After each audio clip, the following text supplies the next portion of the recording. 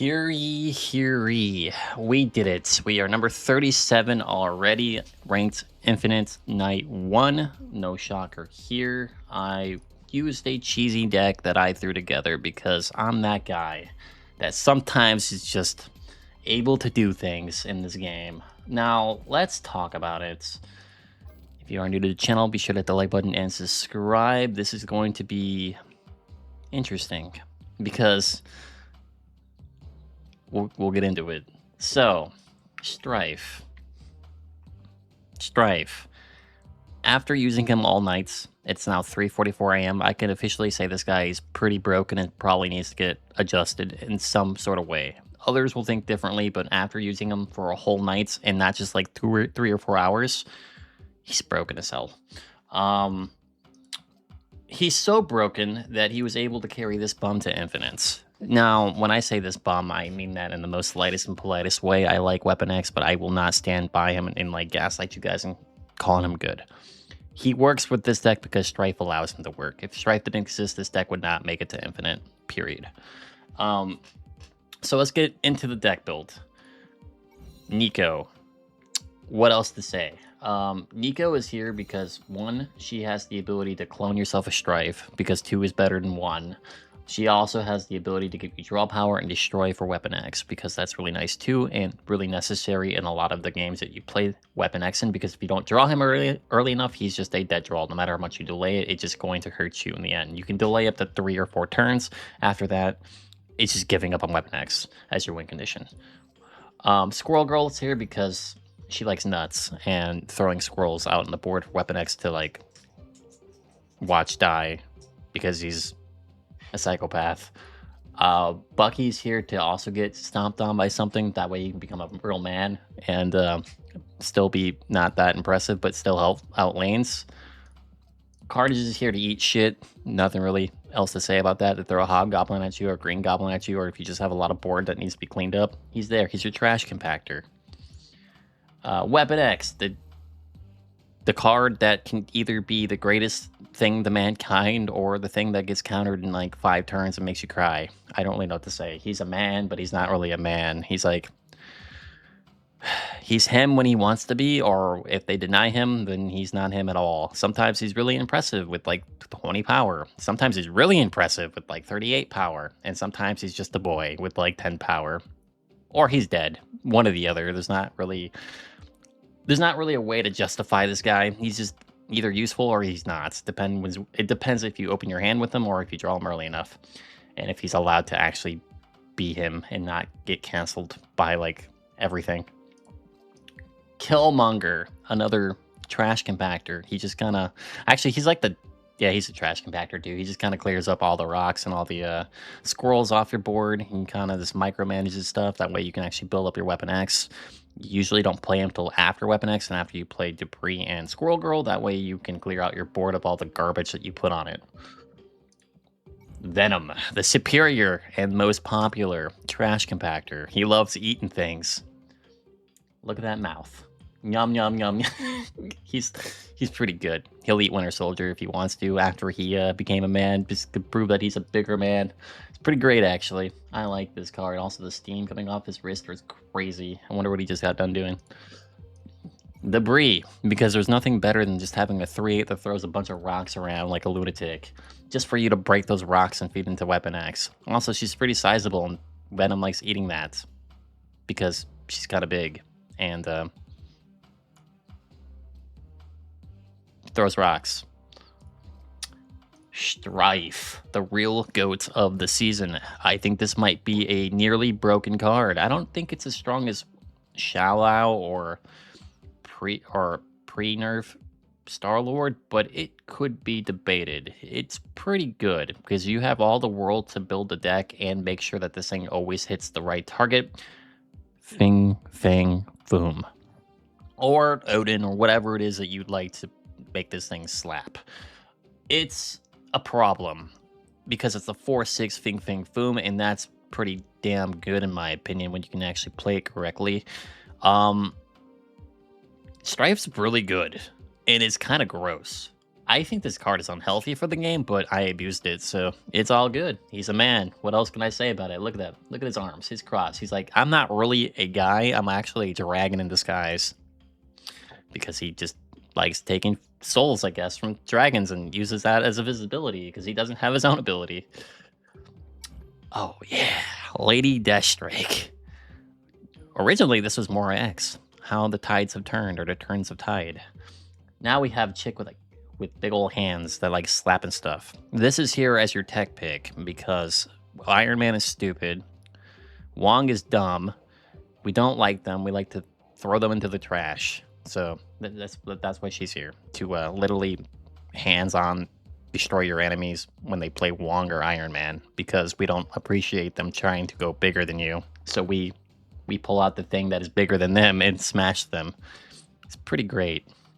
Also, this will also clean out nasty little goblins from your field. That way they can't Galactus you easily. She's pretty great. I didn't use Stryfe to actually like copy her. That was exclusively for Fang Foom. So sorry, Lady Deathstrike. You're just there for tech, not that type of tech though. And then, oops. And then we have a Fang Stryfe. We never really played him unless someone was dumb enough to play Magic and then it was free game. We just double Fang Foom or triple up Fang Foom depending if we could clone our Stryfe. This dude just sat in her hand and won us the game off-field. An off-field victory, one might say, from the green aqua dragon that looks kind of special. You look dumb, but Triple F here to surprise people hanging out on a destroy deck with Stryfe, because no one expects it. And then the Queen. Death. What can I say? A 0-12 is pretty damn good. You might ask, how is she a 0-12? Well, when you have 2 rocks, a bunch of squirrels, a winter soldier, a Debrii, a Killmonger, essentially when everything on in your deck's meant to die, this comes out to play. And that art's amazing. Queen Death, one might say. All right, so here's the stats for those who are curious. 60% win rate, 80 games won, 53 lost, so 133 games total. It's not bad. It's not bad. It's not great. It's not bad. It felt like it took a long time to do it because it really did take a long time to do it. But overall, my experience with this deck was mostly positive. It was a fun deck, I will not lie. The deck was fun when it functioned. Seeing, you know, Weapon X go from like 0, or I guess technically 3, to like 20 plus power in like a few seconds because you blow up everything at once. Did you know they fast forward that animation now? Like if you Weapon X down and you set down Squirrel Girl and Debrii and you place a Killmonger, it just fast forwards the kills. But yet they don't fast forward Odin. What? Anyway, it's not me. Why won't you fast forward Odin? Oh my goodness, it takes 30 years. Anyway, moving on. Relatively good deck. Pretty good. Power curve's good. It felt good. Do I think it's going to stay meta, or do I even think this is meta? I don't know. I don't think this is very, like, it's meta at the moment because it got me infinite, like, relatively quickly, and I'm, you know, rank 34, but, like, it didn't really feel that crazy. If we go over here, oh, wait, let me go, you can kind of see generic destroys here. I was running this deck at first. I was, but you're going to get hard stuck around 95 with this because more X needs to be replaced with Deathstrike, in my opinion. That way you can actually compete with the actual meta decks, like ongoing meta decks. I think the Deathstrike for variation is why I even hit 100 to begin with, because that way you can actually take out key targets like Wong and Iron Man. What's the best deck doing right now? Or what's the best deck? Super Giant. I actually saw this deck quite a bit today, and this one actually was annoying to fight, though they never once played Drax, but the Megasonic was there, the Super Giant was there. This deck was annoying. Mr. Negative, I've seen once tonight, maybe, which would explain the 2%. Doom, I did see this deck a few times, and I curve stomped it each time, so that's cool. Merlin, Werewolf. Did not see this deck at all. I did see the Nimrod deck, and yes, we did actually beat it because they fastballed right away due to the board, and they lost their fastball. I also lost something important, but like I don't know if that's the reason why I won, but like they lost their fastball pretty early. I did run into the Gambit deck, and we kind of curve stomped it with Deathstrike. That's why I'm saying Deathstrike is so good, because you can fight into Gambit by killing the Gambit with Lady Deathstrike. It's really handy, by the way. Shallow, this is annoying to fight. It actually probably beat me a few times. Ramp Galactus, don't think I've lost to Ramp Galactus. I think a few of these matches, I saw the Eliath. They surrendered after they saw what I revealed, and it was like not impacted. Like they really were like relying on Eliath to do something, and every time they just did not hit a good target, they retreated. Didn't see this. It's the same thing. I saw that. Yes. I did see the Shallow Scarlet Spider deck. Those are really annoying to fight. I did not see this. I did run this, technically an altered version of this. Proud of people catching on. It might be my fault, it might not be my fault, I don't know. I don't think I saw that. I did see the generic Thanos deck, and it got absolutely obliterated.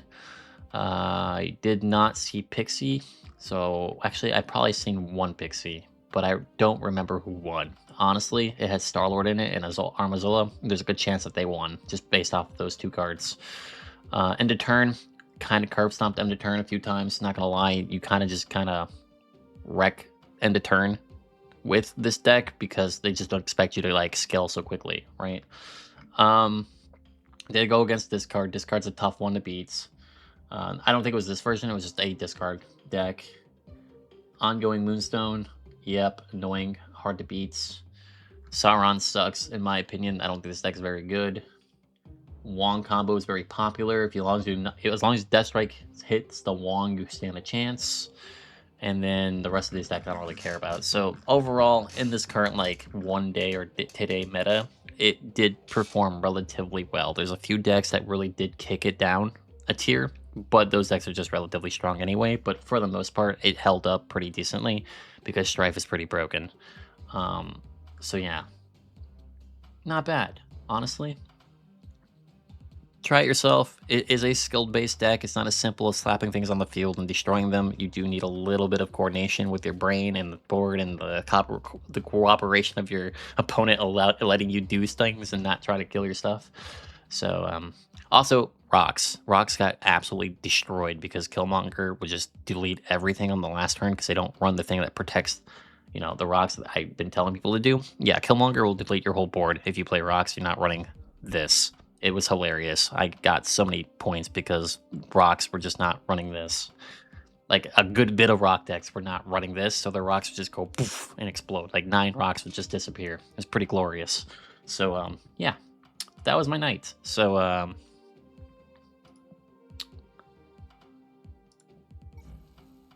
Wolverine still needs a buff. I think he's ass. Stryfe is probably overpowered at the moment in my mind. He's just so strong for no reason. He's a 4/6. Huh. He's like a 4/36 because of stupid Fang Foom. I'm sorry, I'm not trying to like nitpick, but like this dude is stupid and I don't think he should be in the game. But I used him and abused him, so I guess that makes me part of the blame. But anyways, guys, thanks for watching. This deck is kind of kick-ass, but at least for the early week 1 season, we'll see what happens in week 2. I'm probably never touching this deck for the rest of the season just because it felt dirty. The most I played Weapon X in a minute, so I got all that out of my system. Thanks, Weapon X. Bye, guys.